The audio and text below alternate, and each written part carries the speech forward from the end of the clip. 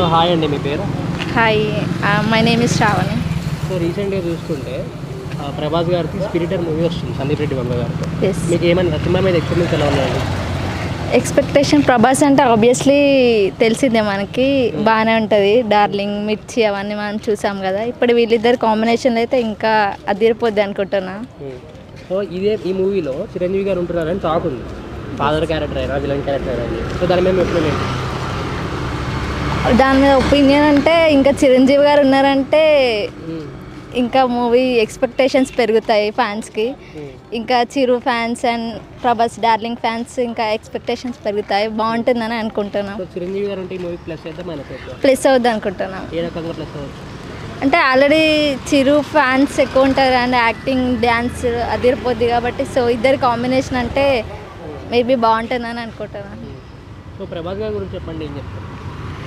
Sir, Prabhas అంటే 6 అడుగుల అందగాడు అని చెప్పొచ్చు. అంటే మంచి హ్యూమన్ బీయింగ్ అని చెప్పొచ్చు. వ్యక్తిత్వం చాలా బాగుంటుంది.